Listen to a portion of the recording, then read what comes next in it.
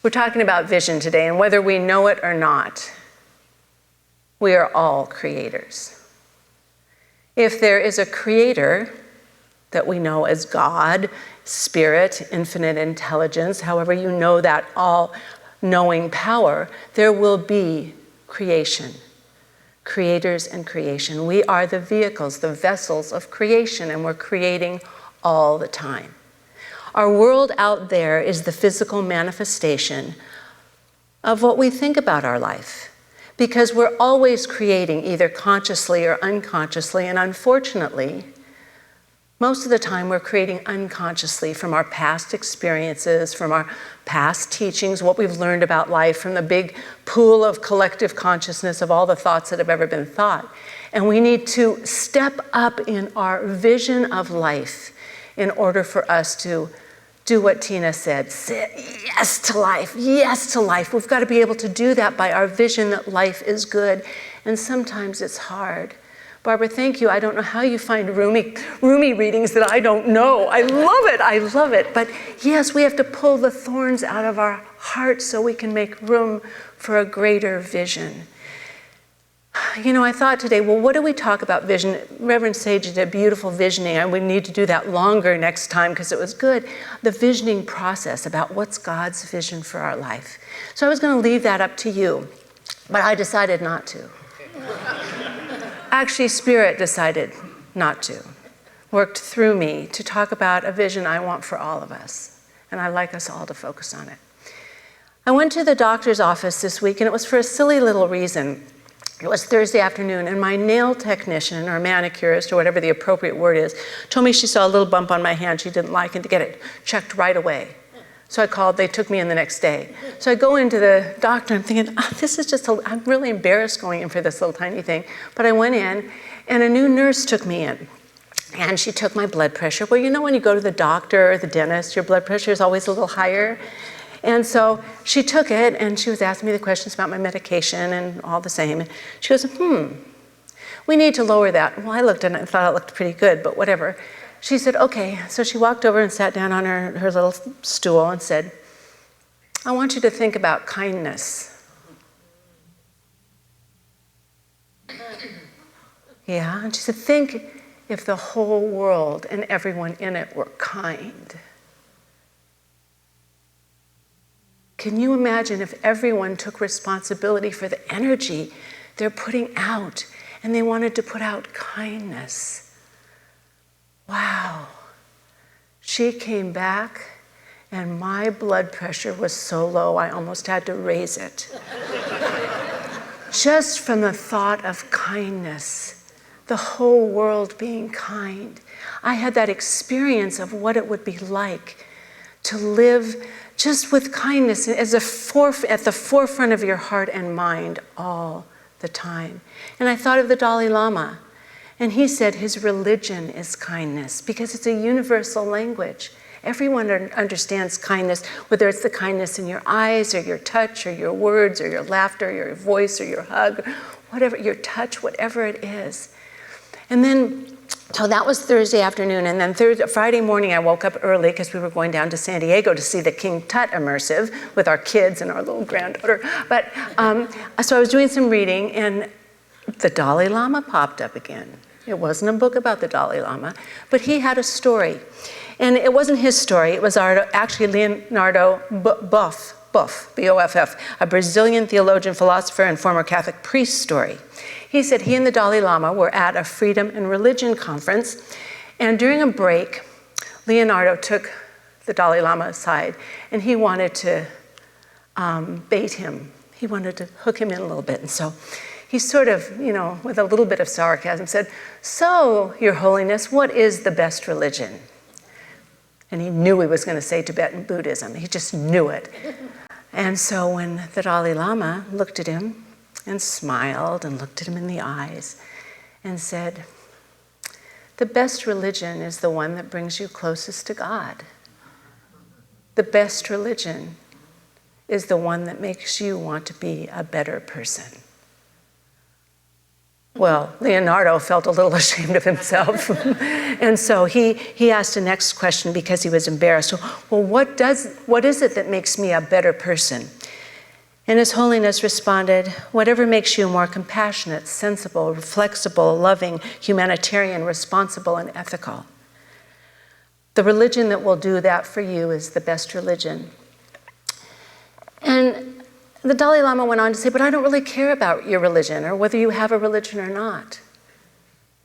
What I care about is how you treat people that are close around you and how you treat people in the world. That's what I care about. You see, and I'm going to read this line, the universe is an echo of our actions and our thoughts. If I treat people with kindness, I get kindness in return. Maybe not from that same person, but the energy of kindness comes back to me. If I treat the world with thoughts of evil, that's what comes back to me. Be conscious of what you put out there. Because, and I love this line, you will always have what you desire for others. That's why when we say to pray, not just to pray for ourselves, but what we want for ourselves, to be sure and want that or something better for others too. That's our job. So that was really cool. I got the Dalai Lama on Thursday in my mind, and Friday I read about him. And then Friday afternoon, after we'd been down to see the Beyond King Tut, and we had some lunch with all of our kids, our girls, I love them. And then we got on the freeway. I got to see kindness in action. This was kind of a very weird experience. We're driving down the 5 freeway on a Friday afternoon. From San Diego to Orange County. And traffic was slowing, and I'm a very good front seat driver. I only reminded Kirk to slow down very gently. And he said, yes, dear, I see the truck in front of us that is almost stopped. I'm getting there. Well, so we stopped. Well, we're coming to a stop. We weren't quite stopped yet. And literally a body rolled on the freeway beside us, right past me. And we both went, and I went, that was really close. We could have. So we stopped, caught our breath, and then the fellow, which we realized must have been on a motorcycle because he had a helmet on, was kind of hobbling by us and went right in front of our car and asked the truck driver in front of us to please get out and help him. We could hear that. They moved his motorcycle to the median, and we were doing our prayers and thinking good thoughts. The car on the lane next to us let us go by. We drove by. We saw people at the median. Everyone was there. No one was taking pictures or making a scene out of this, but everyone was kind, and you could tell they didn't need us. We wanted to get out of their way, but we did our prayers, left our good thoughts. But you could see what happens when people work together. That fellow was protected. There was a protection, and he wanted to get his bike out of the way as soon as he can for other people. I mean, everybody was thinking of something else. So I've decided today that was a message from Spirit, that we have to work on kindness. We've got to make that what our vision is together, because we can create amazing things together. And if we all decide to be kind, now, sometimes, we're not always kind, but if we catch ourselves, then we're kind. If we catch ourselves being human, that's okay. We've got past programming in us, and if our vision, we're creative, we create a mold for this invisible energy, this creative intelligence. We are the ones responsible for that. And sometimes our past programming, as I said, pulls in things that are a lower frequency than kindness. We have to be aware of that, because our past programming can be fear, lack, limitation, not enough, judgment, dualism, do you want me to continue? A lot of those things. We just need to be aware of it. And once we're aware of it, we can catch ourselves, because we have the power to change. Right? Let's just say that. I have the power to change. I can choose differently. I can choose better. I am kind. And I choose to live it. All right, perfect. That's good. Now I can go on. All right. Many of us, we know God at a very mental level. But until we really know the experience of something greater, we don't really know what that essence and energy is. Ernest Holmes says, it's like a fish swimming in the ocean, looking for water because they've heard the word water. And they're looking all over for water, but they don't realize it's running through their gills, and it's actually the thing that keeps them alive. And that's what we are often. We don't do the work. We don't do the work necessary to tap into the core of our being, because there's a creative urge, a creative potential. There's the God energy, the divine source in each of us. We are each that individual representation, that piece of God. We're unique and individual, but we have a piece of it in us. And our wick of our individuality touches into the vast oil of spirit, of God, of love, of kindness, of goodness, of all of that. We have to do the work to keep ourselves open and available. We're all that vessel. We're all the vessel of spirit. But we need to keep the door open so we can be connected. The beautiful 8th century female Islamic saint Rabia, she had a very, very troubled beginning of her life. She was a beautiful woman. Tony wanted to go to everything she'd been through, but just as you said, Barbara, she knew that the wound is where the light comes through. I think we all know that to some extent. But she said she drew closer to God because of all that had happened to her. She knew she was always protected and taken care of in some way. She said, when God said, "My hands are yours," when God said, "My hands are yours," I saw I could heal any creature in this world. Until we know that God lives in us, we can see God there, we will suffer a great poverty, a loneliness, an emptiness. We have to know that our hands are so important. When we talk about kindness, our hands can give kindness. Oh yes, we can hug, we can touch, we can have physical touch, but we can also use our phones to make a call when we think of somebody that we haven't talked to in a long time, to write a note, to type an email, to do a text, whatever it is, to let someone else know they matter. Different kindnesses that we can give. We have to learn to train our mind. Now our mind, the mind that we have, is not the intellect alone. It's the intellect and the feeling, the heart and the mind. When we talk about, we need to train our minds to stretch and stretch. And sometimes we get afraid to stretch because, I didn't touch anything. I didn't touch a thing.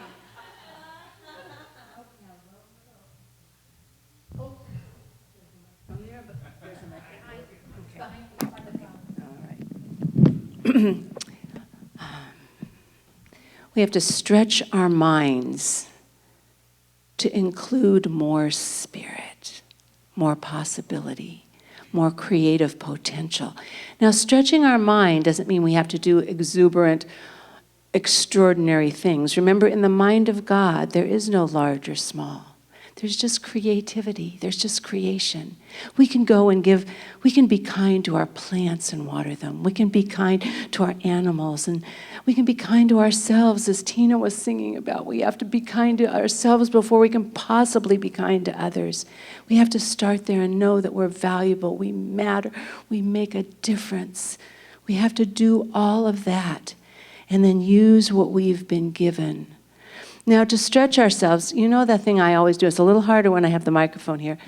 But as Rumi said, he always follows the one. What did he say? He said something really good. He said, I always follow the one who shows me the way. I always follow the one who shows me the way. I extend one hand up. We know what that means, to touch spirit. Just touch it. I always put one hand up and the other down to the earth, to be the channel of light and love and kindness and goodness. And that's what I'm calling each and every one of us to do today. To be in that energy of infinite love and possibility, to be kind. And when you're not kind, and when you feel cranky, and when you feel down, and when you feel depressed and isolated and alone, which we all do, that's a time to stop. Find some solitude, be alone, be calm, and touch the place within that is never disturbed and never altered. And go to that place first. And as Meister Eckhart said, after contemplation, deep contemplation, get busy. Then do your work. So let's take a minute right now. Put your feet on the floor. My numerologist said this is a very good day for prayer and meditation. So we're going to do that right now. We're going to put our feet on the floor. And I say, unwrap yourselves, open yourselves up. That's the stretching can just be simple. Just make space in your body, in your breath. Just make space. And let that mind of yours just rest. Just rest. I love the vision for myself of letting my mind rest on my heart, the place I know where God lives. Around me, through me, in me, all of that. As we know that beautiful saying from St. Paul that was borrowed from an ancient Greek philosopher, in God we live, move, and have our being. So in this sacred space and time, just take this moment to feel the presence of goodness in yourself, the life force, the energy, the creative possibility that dwells within. And let that energy just move through you as you let it ignite itself, the aliveness that is God and love and kindness and goodness. Just let that fill you up in this moment. To know the truth of each of our being is that we are significant, we matter, we are the representation and the vessel for God and Spirit to do its work. We are the creative vessel for goodness to be revealed, for newness to be revealed, for understanding and learning to take place. All of that resides within us right here and right now. So in this moment, we just trust and know that God and Spirit, love, kindness is the truth of life, the all that is. And we are that love, the kindness, the goodness, the light of God. We let it shine through. We open the door that is within our heart and in our mind. We open the door that we can be the light of goodness revealed. And as we see this prayer, this meditation, as we see it, just see the light of your love and goodness moving out to those around you, your family, your friends, those you love and those you don't. And see that kindness and the love doing its work as we share it and give it. And know it is the truth that we are spreading here, that life is inherently good. We appreciate what is here now for us, and we know there's always something more waiting to be revealed. So right here and right now, just breathe in that knowing that right where you are, God, love, kindness, and goodness is. And you have the amazing opportunity to share that light and love right here and right now. And whatever prayer you have, whatever energy has been on your mind that you'd like attention, just let that go into this dome of prayer that we've created by coming together. See it done, see it resting on the altar of Spirit right here and now.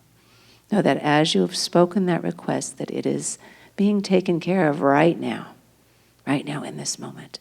How blessed we are, how good it is. We release it all. We say, thank you, God. And together we say, and so it is.